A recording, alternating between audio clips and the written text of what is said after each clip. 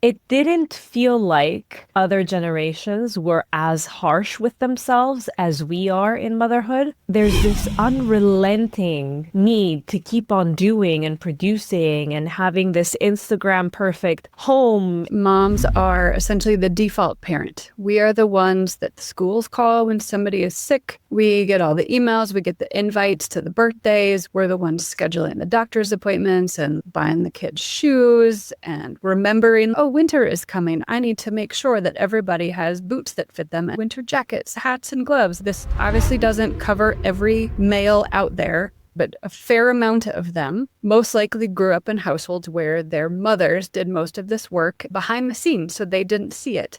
Women were conditioned that this is our job. We buy into all of this, and then it makes us very resentful. It is exhausting, never ending. We have every right to be frustrated. It can be hard to have those conversations with our partners without wanting to just scream and yell at them and pick a fight, and then you don't get anywhere. And that is what I love about the Fair Play method, because one of the things that Fair Play calls a toxic time message is somebody will just tell the mom, just get help. It's outsourced. Yeah. Why can't you just delegate? That's a lovely idea, but there's still a lot in that. You're still managing a relationship there, right? The partner is also thinking, I wanted to help. I was available. I asked what she could give me. So why didn't she assign me a task? And so he genuinely feels, I'm mistreated here. I'm misunderstood. The problem is that couples, as promised, today, we get to talk about the Fair Play method, but also about how to help mothers communicate and not just handle all the mental load and the emotional load, and how we can first and foremost find ways that we ourselves as parents can come to terms with all the internal turmoil that's happening because of societal expectations, because of all the things that we think we should be doing, before we can then enlist the help of our partners and communicate it in a way that doesn't lead to conflict and resentment. I believe you're going to find this conversation very enriching because Valerie Recore, who is a productivity coach and a certified Fair Play method facilitator, is joining and sharing all of her wisdom and her tips. Teaches mothers how to get it all done because nobody should feel like they're failing at motherhood. Whether they work full-time, stay home full-time, or fall somewhere in between, mothers call her when they are ready to stop sacrificing their health and their relationship in order to get everything done. Through their work together, mothers start feeling more present with their families and go to bed knowing that they spent time focusing on their goals too. Before getting into this conversation, the one thing that I would love for you to notice is that although Valerie doesn't necessarily use the word, a lot of the things that she says center around connection. When she invites you to think about your values, she is inviting you to see if you are aligning, if you are connecting with yourself and the core things that make you feel fulfilled and happy. When she is asking you to evaluate whether the things that you are doing are really what is making you happy and what is working for your family and your relationship, she is asking you whether you're truly connecting with your partner, with your children in this activity that you did in order to create core memories, or whether you're just doing it because it's what you're supposed to do.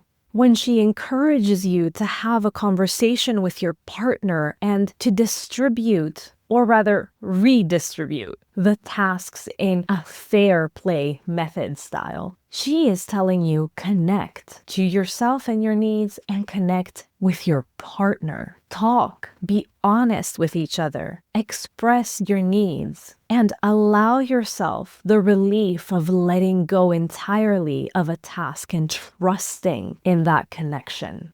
So, without further ado, I invite you to grab a cup of coffee or tea and join us in this conversation. And if you're a dad who's listening, don't worry, even though Valerie works with mothers, a lot of the things that we talk about today involve you as well. And they will help you understand where your wife, your partner may be coming from when it is that she is asking for help and feeling like she's not getting the kind of support that she needs, even though you are showing up and you're asking what it is that you can do to help, what it is that you can take over. If you, on your end, feel misunderstood and you feel like I am giving and giving, but there's no gratitude, it doesn't seem to ever be enough, this episode may actually help you understand why this is happening so that you can approach each other in a way that is effective and truly helps your connection grow. So let's do this. Hi there. If this is your first time here, welcome to the Parenthood and Relationship Podcast. I'm your host, Markella Kaplani, a psychologist, a parenthood and relationship coach, and a parent myself. Together, we explore the transformative journey of parenthood and its profound impact on our relationship with ourselves, our partners, and our children so that we can be present and show up as we envision without having to do more. Let's get into today's episode. Valerie, hello. Welcome to the Parenthood and Relationship Podcast. It's so nice to have you here. Thank you for having me. I'm really excited for this conversation. Yeah, me too. We've known each other for a while now from a program we were both in, and I really admire your work. I feel it's a perfect fit for my audience, and I've been quite excited to have this conversation. I've been talking about the Fair Play system on the podcast, and I thought, who better than Valerie to talk about not only fair play, but also about motherhood and everything that leads us into places where we feel we are very mentally loaded, where we feel like we're not supported by our partners. So can you tell us a little bit about who you are, what you do, and how you help parents, mothers? Yeah, absolutely. So I am a productivity coach for moms. I'm a certified Fair Play facilitator as well. I teach moms how to get it all done because nobody should feel like they're failing at motherhood. And I think that moms are conditioned to do too much, and then we feel guilty when we can't do it all, even though the system is rigged and we truly cannot do it all, at least in the way that we feel like we should. And so my goal is to really help moms feel like they are living the life they want to be living, which I know sounds cheesy, but really just like being able to get done the things that need to happen and have time to focus on our families, ourselves, friendships, relationships, without feeling guilty that the task list is growing and we're not getting enough done. When I think about this, I wonder what has led us to this place. And I don't know that we can pinpoint just one answer for this, but I would like your take of why you think that we as mothers, this generation of mothers, is so anxious to get it done perfectly. Why our list of tasks is so long and it is never enough. It didn't feel like other generations were as harsh with themselves as we are in motherhood. It's too much. There's this unrelenting need to keep on doing and producing and having this Instagram perfect home and the breakfast and the lunches, as well as a career and all the things. And so since you work with mothers, I would like for you to tell us what it is that you observe. Yeah, there's so many things going through my head right now, so I'll try. We could spend hours to just this one question. Yeah, definitely. I do wonder, maybe mothers in the past were just as hard on themselves. They just didn't talk about it more. And I wonder if maybe this generation is talking about it more. We have social media. We are a lot more open about stuff. And so maybe that's part of it. I think this also, it does feel different from what I have read and seen. There's this intensity of parenting and motherhood. And it is a combination of more families have, both parents need to work in order to just pay their bills. There is this sense that, at least in the middle class, we're losing ground as a middle class. And so by having our kids get into a good college, they will get a good job and be successful, because that's what we have defined as success. In order to do that, they need to build that resume starting at a very young age with competitive sports and doing all of these things. And so then parents, particularly mothers, are incredibly busy managing all of that. And if you have more than one kid, that's like multiple places you're taking your kids every week. And there's a lot of coordination. There's paying attention to signing your kids up for stuff ahead of time, making sure they have the uniforms, who's getting them to and from practice, when are the games, planning your life around all of that. And that doesn't really coincide with somebody working a 9-to-5 job or a shift schedule. Like, that is a lot to manage. And then I think social media adds to that, because so many people put on the perfect picture, the perfect day, the perfect trip, whatever, and we feel guilty. And to be honest, I fall for that too. We've had plenty of spring breaks where we've stayed home and I'm looking at pictures of people I know traipsing through Europe, and I'm like, why didn't we do that? I feel bad. We just stayed home and watched movies for 4 days straight. And like, that's, both are valid, right? But we fall for this perfection in social media. We don't see the meltdowns at the airport, or the 3 days that nobody slept from jet lag, or the stomach bug they came home with, or whatever might have happened. And then we've also just been conditioned from society of, you alone in your little nuclear family are responsible for the health and well-being of your family. And we can't share if that doesn't feel good, because we feel like we're failing. There's probably more layers to that, but those are the ones that come to mind right now.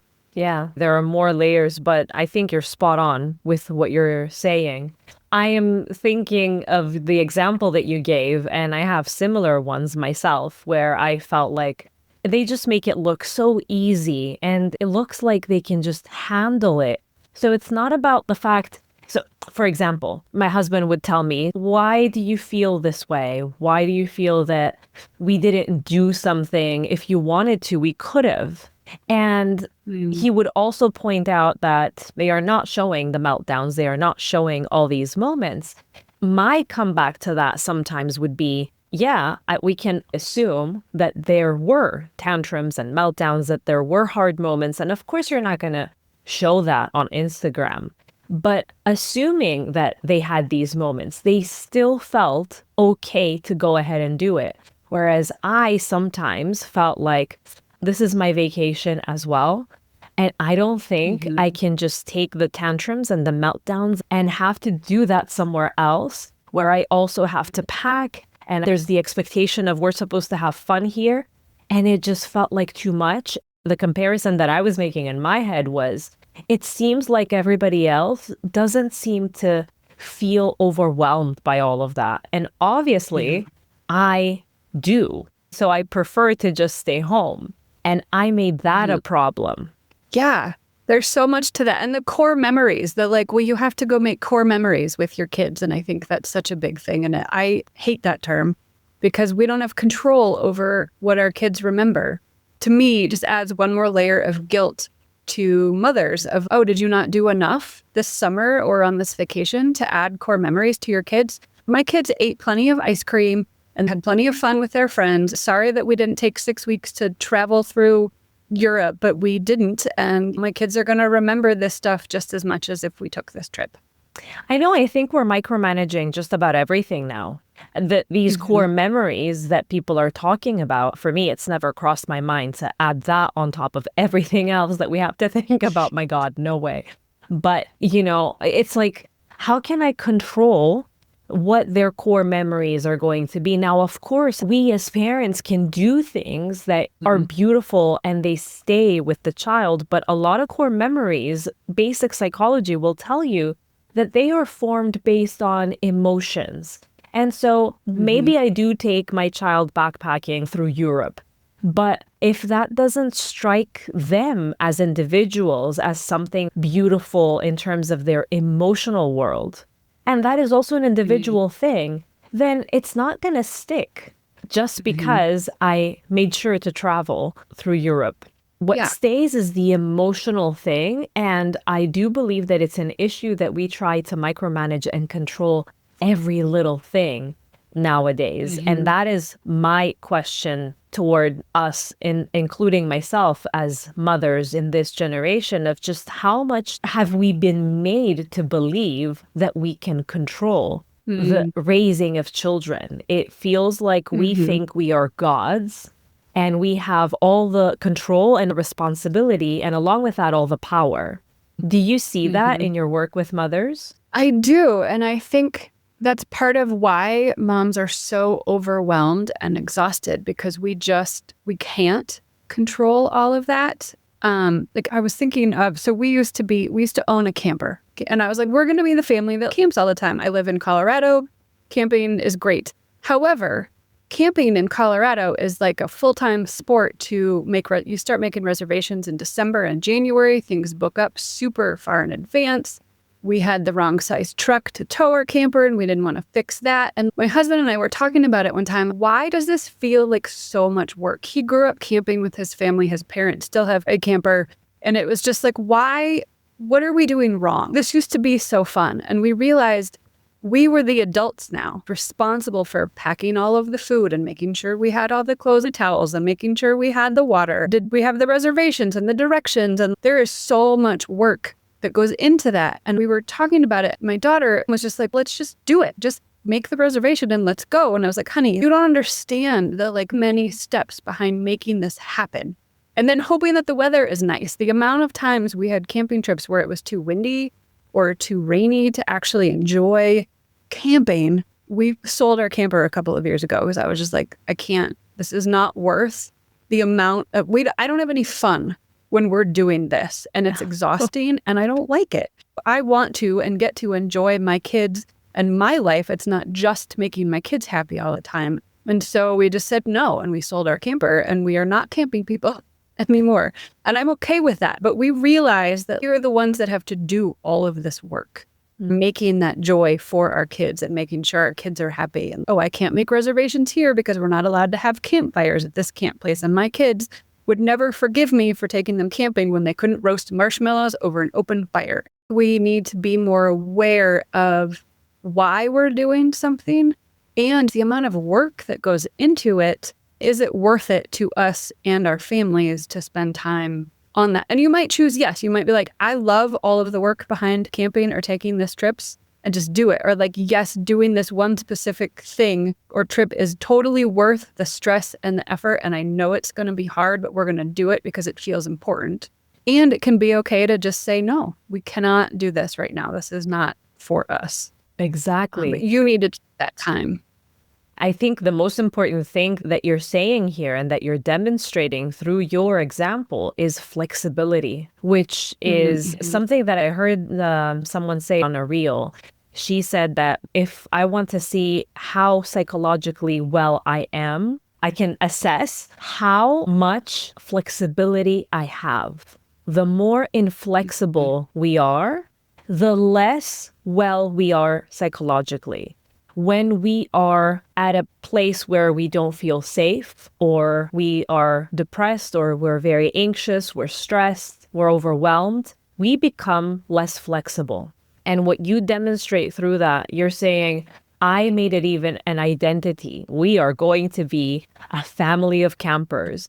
Somebody else could feel overwhelmed with all these steps, but then when they actually get there, it just poof, and it's perfect, and they have a lot of fun along with the kids.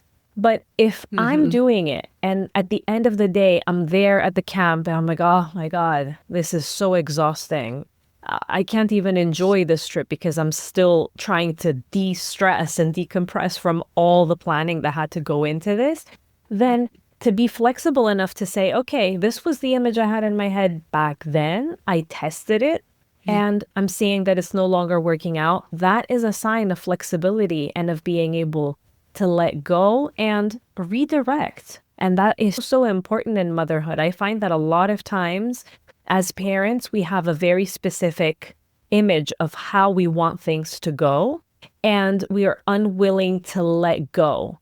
I decided I am going to parent Montessori style. And I see that it's not necessarily fitting. And instead of saying, no, this doesn't look like it fits, maybe I need to explore other things, integrate, do whatever, I say, no, I must be failing. There must be something wrong with me. I need to fix it. maybe that's part of the overwhelm, the very specific ways in which we think that we're supposed to do things. And one other thing I wanted to comment on is the kids would be having fun.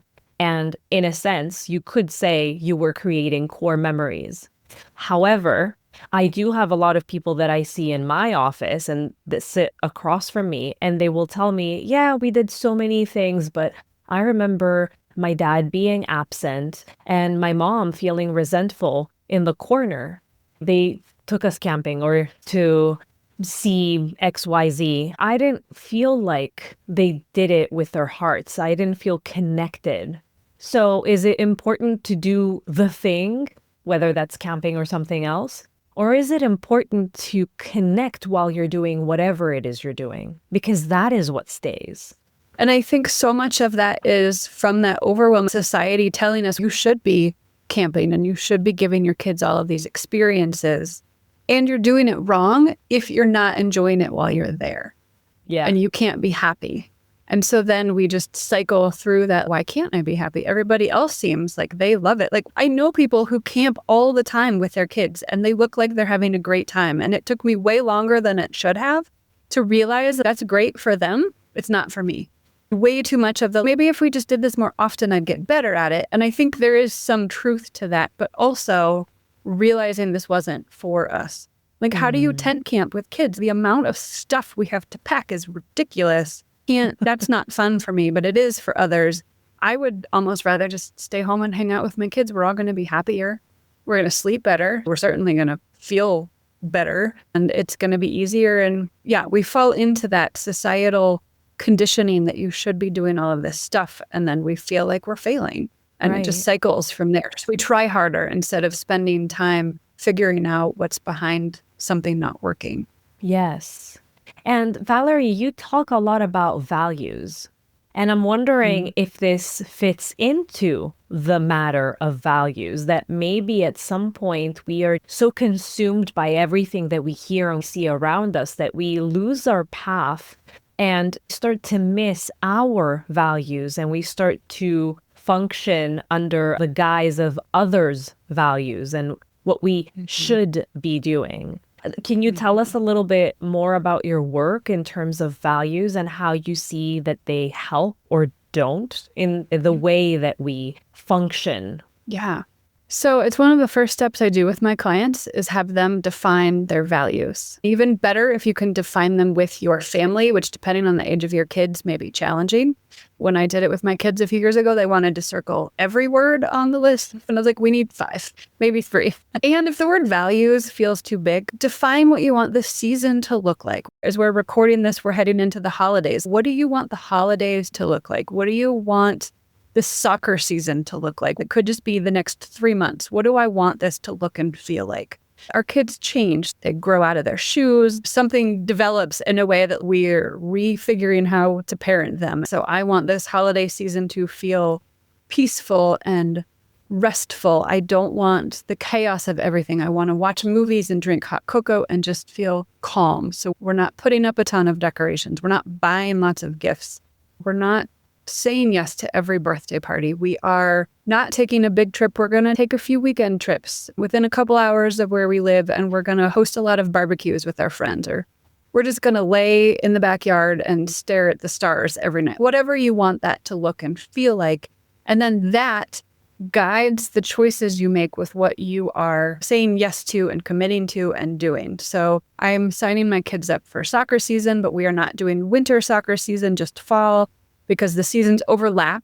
3 weeks where we have twice a day, and that is awful for everybody. We're going to pick one and say no to the other one. Or we're going to just know that this season, this 3 weeks in October when everything overlaps is going to suck, and we're just going to power through it because that's important to us. It's going to look different for everybody. Some families love to be busy, others don't. And all I really want is for moms to spend that time, spend a few minutes. Maybe you're like, I don't have time. I have to get dinner on the table.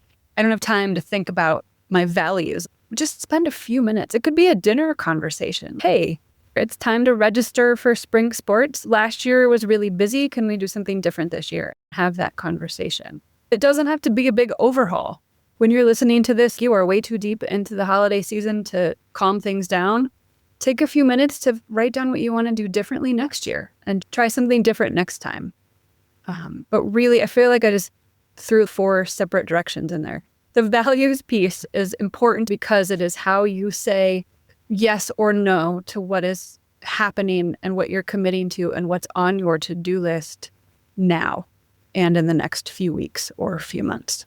So I like the way that you described it, because that's exactly what I see happening for a lot of people. We don't realize it, and it's perfectly normal in the way that we lead our lives and how many influences are out there. We get carried away and we forget that we do have values, and at some point we become misaligned. Our actions and our day-to-day things that we do are no longer aligned with our values, and we miss that. So it's very important to do what you're saying, because maybe I am committing to going to all the parties because, well, that's the right thing to do and the most socially acceptable thing to do. Since I said yes to that one, can I say no to the other one, and how will that look? But if that's going against my value of family first and we haven't spent time as a family, something just doesn't feel right, even though I did the thing, even though I went to the party. And I can't really pinpoint why I just seem to never be satisfied with all the things that I'm doing. And maybe I should be looking back to see if my actions and our actions as a family are aligned with the values we carry. I've actually made a list for anyone who's listening and wants to try the exercise you're saying. I have a list of values that is very helpful. It has different categories so that it can make it easier for people to find these top 5 values. And I use it a lot with couples because a lot of times there's the misalignment there as well. Your values are not the same as my values. And sometimes something that I value may clash in the way that I present it with something that you highly value. And so if anybody wants to download that, they can go to markelakaplani.com/resources and find it there. But I love the idea of doing that over dinner because, like you said, it takes the edge off. It doesn't make it so difficult. Can you tell us a little bit about what happens in terms of the couple? A lot of mothers that I work with come in very disappointed, resentful, conflicted about their partners in terms of parenthood and the mental load and the emotional load that they are carrying. And they just can't find the way to get their partners to understand exactly what it is that they need from them. It's as if sometimes they're speaking different languages. Can you share with us how you guide mothers and couples through this? Yeah. So I think in a lot of cases, moms are essentially the default parent. We are the ones that the schools call when somebody is sick. We get all the emails, we get the invites to the birthdays. We're the ones scheduling the doctor's appointments and buying the kids shoes and remembering, oh, winter is coming. I need to make sure that everybody has boots that fit them, winter jackets, hats, and gloves. This obviously doesn't cover every male out there, but a fair amount of them most likely grew up in households where their mothers did most of this work behind the scenes, so they didn't see it. Women were conditioned that this is our job. Everything relating to the house is what we get judged on.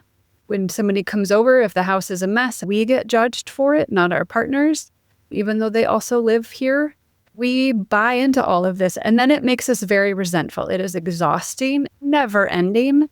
We have every right to be frustrated. To some degree, we feel like our partner should know and be able to read our minds that we are angry and resentful and over it. They should just see all of the work that we do. Unfortunately, it's not that easy. Like, even in my own household, my husband is a very hands-on parent and does a lot. And there are still things like how the toilet paper gets into the bathroom or fills the hand soap in the kitchen sink. Like, I'm the only one that seems to notice that it gets emptied. And magically it's refilled by the kitchen soap fairy. It can be hard to have those conversations with our partners without wanting to just scream and yell at them and pick a fight, and then you don't get anywhere. Right now, we're just spiraling down this road of arguing about it. And that is what I love about the fair play method, because it gives us a tool to start talking with our partner in a way that is the two of us against the dishwasher, or the two of us against having to buy Christmas gifts or throw a birthday party or whatever that might be. Instead of fighting about it, we're on the same team against this other thing. And understanding that there's so much that happens behind the scenes that people don't know about and don't understand. A couple of years ago, so my kids right now are 10 and 13. And it was just a couple of years ago, we needed to go back to school shopping. We had a day picked out to go do that. It was like, all right, kids, we can't go shoe shopping and I think we were trying to visit grandparents and buy clothes. We can't do all of this in one day. And I listed off all of these things that we needed to figure out. And I was like, we need to prioritize. Are we going shoe shopping or clothes shopping? Or are we doing this other thing some other time? I finished the explanation and my kids looked at me and they're like, whoa, you were thinking of all of that? I was like, yeah, because this has to happen before school starts. And we can't do this all in the time allotted on this specific day. I'm not making this decision by myself because it's your shoes and clothes for school. So which is more important to you? And we talked through it, getting them to understand that I am not going to be the one who's doing all of this work. Like, you have to be a part of this. Same for anything around the house. Getting your kids involved, getting your partner involved. It might also feel better to just start with your husband or your partner. With the fair play method, my husband and I started with the dishwasher. I was just so sick of doing the dishes. And I felt like we both work from home. We run our dishwasher a couple times a day. I was like, I am so tired of dishes and feeling like it is always my responsibility. He looked at me and was like, I know one of us will get to it. But the problem with somebody getting to it during the day means I do it because it needs to happen. And so we followed loosely the fair play method's plan and came up with something that worked for us. The method gives you a tool to talk to your partner. And values are one of the first things that they have you do, is really, what do we value? And why are we doing something? Why is this task something we care about? Why are we hosting birthday parties this way? And really getting into that why behind something. So it works for dishes and the bigger things like how you spend your holidays and birthdays. What would you advise a mom that tells you she's really trying to help her partner understand why something is so heavy? There will be that struggle of, this is just so simple. Why are you making an issue about the dishwasher? You're just loading the dishes. And there isn't, it's like you said, it's that invisible work that goes into it that then you have to explain. And I wonder if someone doesn't actually do it from beginning to end, doesn't have the responsibility for a little while, will they ever realize if we're just talking about it? Yes, there is so much behind all of that and that thinking of all of that. And the dishes feels tangible, but I think it represents so much more to a mom or a woman, because it's not the dishes, right? It is the pile of clutter. It is my desk in our kitchen that is always full of Post-it notes of things that need to be done or taken care of, that never ends. I want to be able to go make myself a snack in the afternoon and not wonder where the little cutting board is for my apple, because it has been dealt with. I know where it is and it's been taken care of, and we're not out of forks at breakfast time, or when I'm making breakfast and I'm tired and I'm hungry and I just need to get breakfast warmed up and we're out of forks. Or the kitchen is a mess and I have to clean the kitchen before I make breakfast. Now I'm grumbling over my eggs because I'm hungry, but it's taken me longer to get there because I had to clean the kitchen first. And so it's not just take care of it. There are so many steps to taking care of it. The way my husband and I have split up dishes is it's 1 week on, 1 week off. So 1 week it's mine, 1 week it's his. I like to stay on top of it. His week, like, things just start to pile up. Like, the things that need to be hand washed start to pile up. And my 13-year-old will get mad because, like, her favorite water bottle isn't clean. Take it up with your dad. It's his responsibility this week. And he just is, sometimes he's on top of it. Sometimes he's just take this other one. But he used to be in charge of it and understand how much we do. I love a nice clean kitchen. I love clean counters where I can see the counter and there's no clutter on it, because it feels good to me and my brain. but I also need him to deal with it sometimes. It's not always on me. But we've just been so conditioned that things need to be done a certain way that it's hard to step back. I'm not sure if I answered your question there. Yeah, you did. When couples get to this point, and because like you said, on the one hand, obviously, having all those Post-its, it's about the symbolism. It's not about the dishes themselves or the dishwasher, and it's not about taking the kids to the various activities, but it is about being on alert, having all of these mental tabs open, having all these Post-its right in front of you that you just keep on adding. And what you want is not for someone to just take over something, but for you to have it in your mind, but for some of those Post-its to just go away so that you're not as loaded. How do we, as women who have been conditioned to do things perfectly, and this is the thing that I will get judged on, so even if my partner is on board and is hands-on, at the end of the day, if he's not handling it the way that is ideal, then somebody walks into the house and sees the mess. What will I say? Oh, this is his week of handling the dishes, and that's why you're seeing the counter. There's a lot of internal work for me as well on how I'm going to handle that.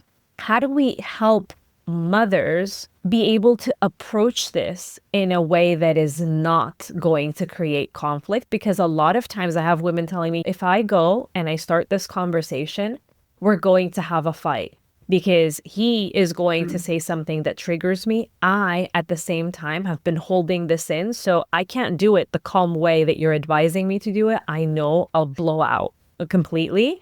And so they're asking to be held and to be led in a way that they can approach this so that there is no conflict, which, okay, there's going to be some conflict, I would assume.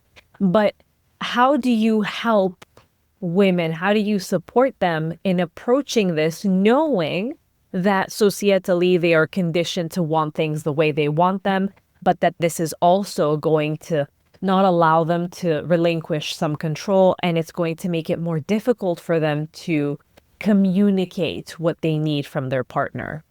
So to start with, maybe just a few sessions with a therapist to work through some of that frustration on your own is a great place to start, so you can process some of that resentment. So when you do have that conversation, you can release some of that anger first. And possibly couples counseling if you are not sure how your partner is going to react, because it's been working for your partner really well to do things this way. So there's really very little impetus for them to change. Part of that approach with starting with your conversation can be like, hey, I learned about this new method. I'd really like to try. I know that I have been very angry about X, Y, and Z. I would really like this to be different. Or if we try this, I might not be quite as angry all the time. I would like things to change because they're not working for me. Can we try this thing? And we're not overhauling your entire life. We're doing one task, one conversation. There is a documentary on the Fair Play that doesn't get into the method itself, but really lays the groundwork for why it's so important. Partner would be open to that. Watch it together.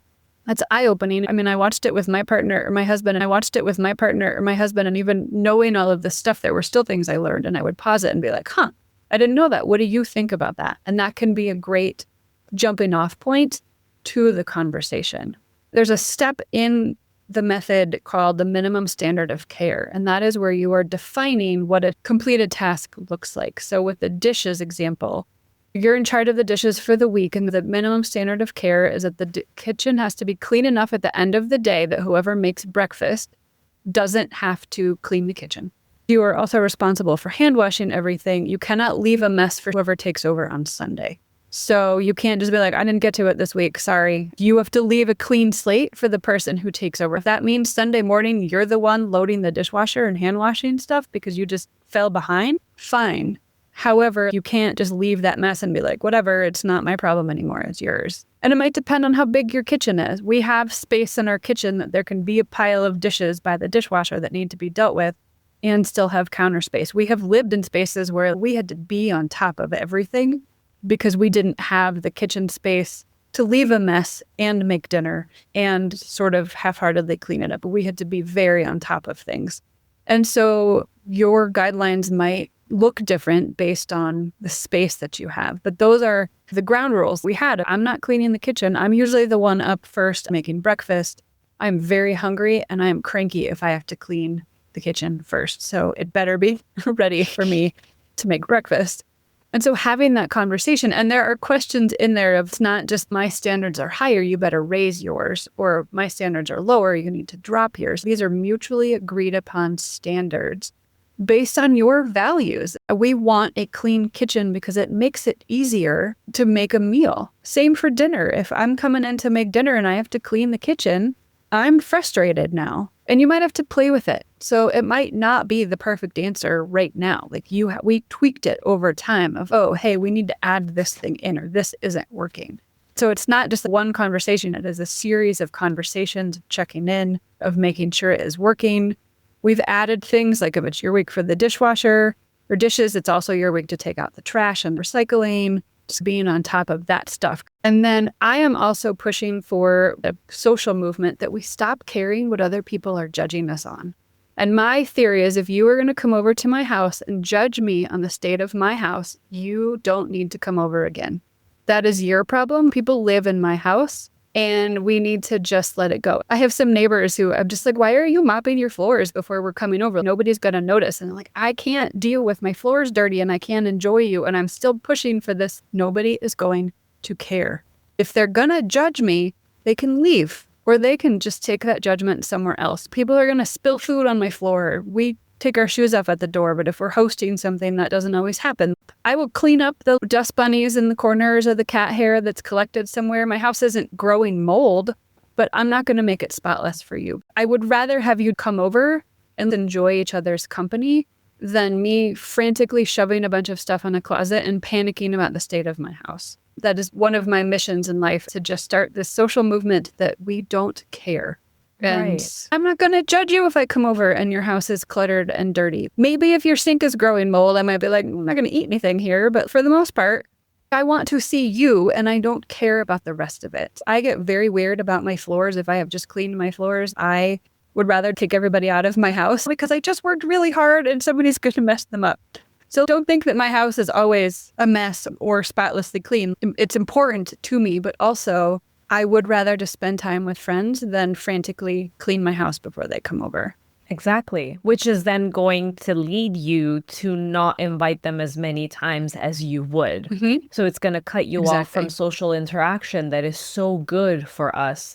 And instead, if I'm going to have to clean my entire house and make it spotless in order to invite you, then instead of inviting you every once in a while, I'm going to invite you every once in a blue moon because I can't deal with all of that on top of everything that I'm doing. I love the movement. I'm going to join. And I wanted for us to work through some scenarios that are very common in households with kids, with parents who are trying to parent and be partners. So there's the mom. And in this scenario, she's trying to get the kids dressed. She's packing lunches. She's finding a missing shoe. She's signing a permission slip. She's responding to a work email. All the while, her partner, meaning well, comes in and sees all of that and just asks, what do you need me to do? Now she gets pissed. And him having very positive intentions, he is frustrated and resentful and angry. Like, why? I'm asking how I can help. Why are you pissed at me? Yeah. And so I would like for you to walk us through what is happening in this scenario. And you work mainly with moms, but in helping the moms, you're also helping the couple. So how do you help the couple through this situation? Yeah. In that moment, it feels to mom like dad just asked for one more thing for her to do. Not only am I trying to manage all this stuff, but now you want me to figure out what I can tell you to do. Thank you for just giving me one more thing on my to-do list. It's easier in this moment to just do it by myself. In that moment, I just need to get the kids out the door, period.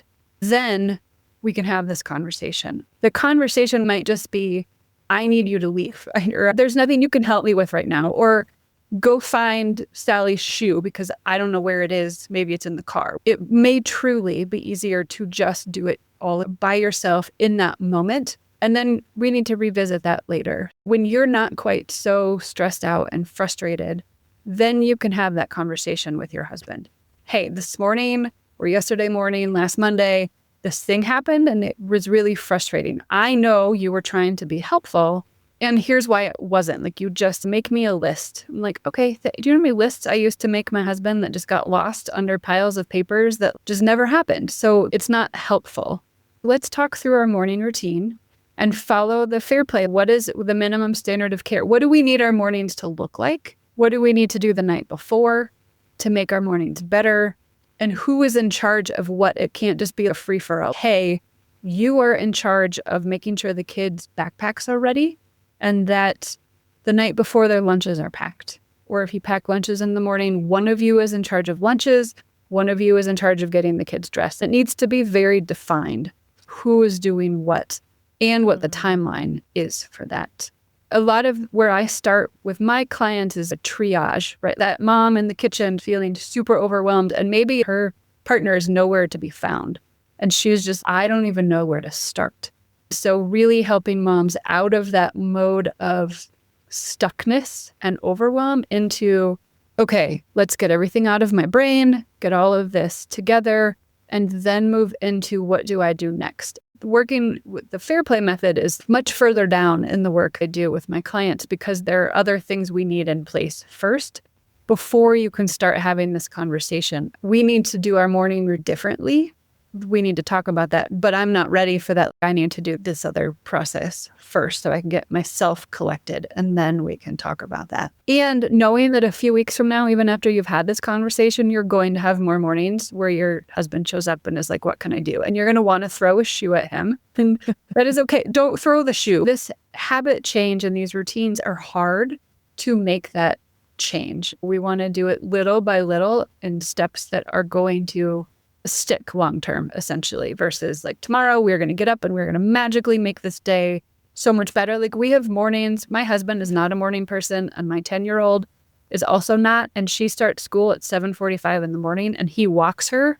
It is just all I can do to get them out the door in the morning. And it is just challenging at times. And I know that this is a season that, like, next year when she's in middle school, it starts an hour later.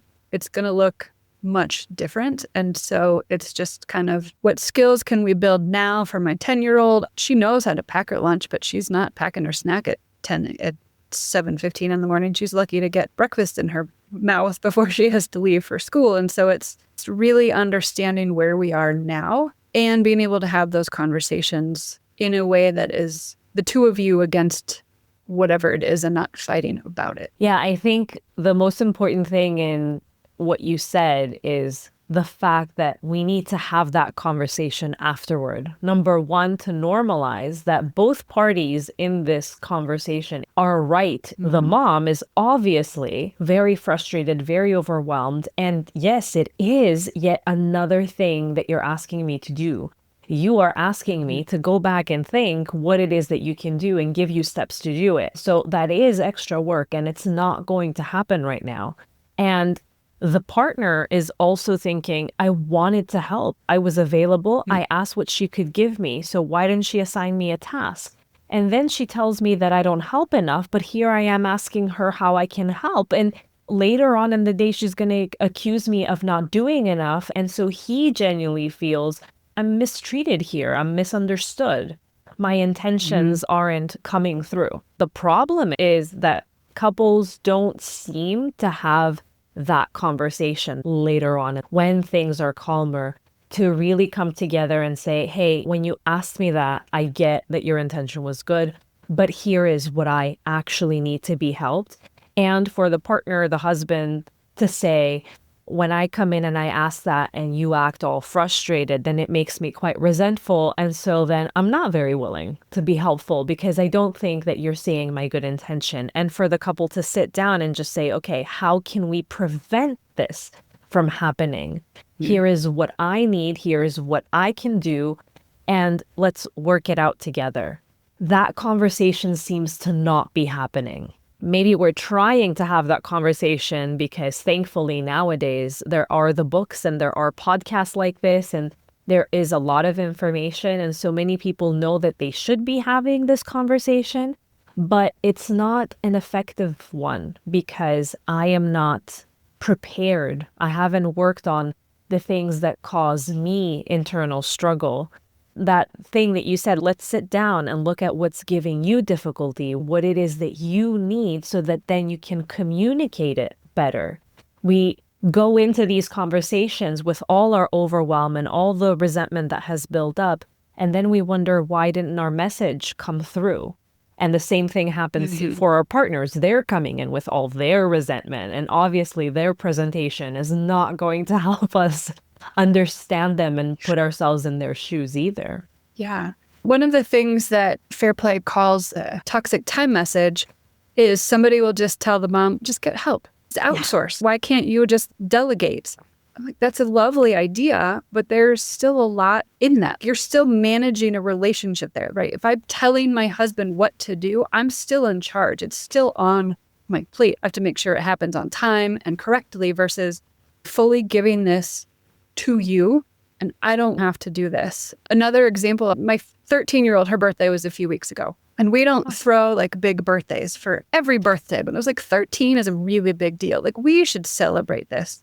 And she is obsessed with Stranger Things, the TV series. My husband watches it too. I was like trying to find decorations online, like, we're going to go big. And I was like, I can't find anything that my daughter wanted. She was helping me. So I was like, you two are in charge of this. He had some ideas, and I was like, fine, please just make it happen. And together they talked it through. And I was like, we should buy paper plates. And what are we doing for food? But I had nothing to do with the decorations. I'm not going to worry about it. You two know what you want. And I haven't seen the TV series. Please take care of this. And so the delegation piece, like if I hire somebody to clean our house, I'm still managing that relationship. I'm making sure the house is ready when they come over. When are they coming over? What happens if they don't show? What if they don't do a good job? I have to pay them. There is still a lot I am managing. And so the delegation piece, or the like, just ask for help, still leaves mom in charge. And that is exhausting and not what we want. We want moms to be able to focus on what's important to them. And yes, there's still going to be a lot to do, but maybe there's some things that are truly just not on their plate because somebody else has taken it over completely. And that's the goal with Fair Play. 1 week I'm on the dishes and 1 week I'm not, and I don't have to deal or worry about them when it's not my week. And so is there something that you can trade off or fully get off of your plate so that it frees up some brain space? Yes. Yeah. Yeah. I think that's the most important thing. And I think that's what somebody else who hasn't had to do that will not be able to get unless there is that distribution in the way that you're saying. From beginning to end, you take the full responsibility. I don't just give you a subtask within the task and then it's still on my mind and I have to see, is it done? Is it not done? When are we scheduling it? Is it on point? Where, like you said, I'm the manager and then you're saying I did all the work. So why aren't you happy? I had a couple and the husband was like, I can afford it. I can get you a cook and I can get you a cleaner and I can get you a nanny. And she was very reluctant. And that was getting him angry because he was like, you need support and you're angry with me because I don't do it. But I'm telling you, I cannot do this because I work way too many hours, but I can afford to have people help you. I'm not telling you that you as the woman should be doing it. I should be helping you, but because I can't, let's get some outside help. And so he's saying, I've got the solution for you. And she is reluctant because she is saying, and he wasn't getting, that, hey, I will have to manage these people.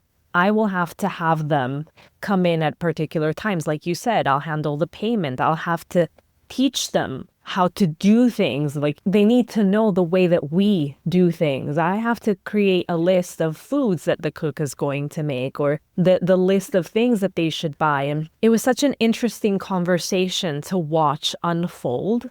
And it wasn't getting through in that moment for her partner who truly wanted to help.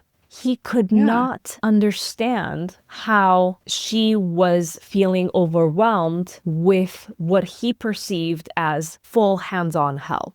It is tricky, and it's a slow process. It's multiple conversations held over time. And honestly, it might not work for everybody, but I think it's worth trying to have those conversations and start to really talk about it and change those dynamics. Before we wrap up, I would like for you to tell our listeners who are juggling all of these things in this parenthood journey, but also trying to be well together for themselves and for the entire family. What is it that you would hope that they keep as a core message from this conversation that could help them in their goals? I think for me, it is that evaluation piece, asking why are we doing this task, this activity, and why are we doing it this way? Does it make sense to continue? Things change so much, commitments, seasons of life change. Really just taking that time to say, hey, why are we doing something this way? And does this work for us? It doesn't have to be a big, scary conversation, but it can be really impactful on a household. So evaluate and reevaluate often. Absolutely. I love it. Valerie, how can mothers who are listening and want your support reach you? Where can we find you? Yeah. So you can head to my website, which is strideproductivity.com.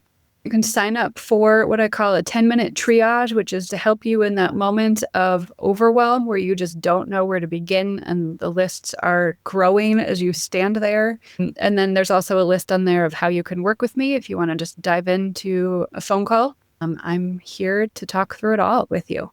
Thank you so much for coming on, for sharing all your knowledge and experience with us.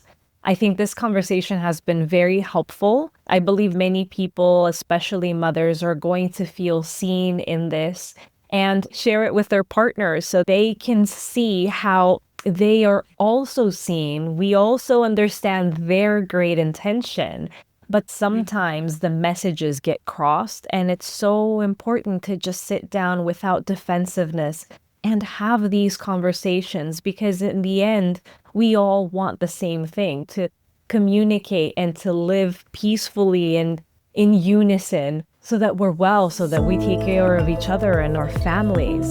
So I invite everyone to check your website out and follow you.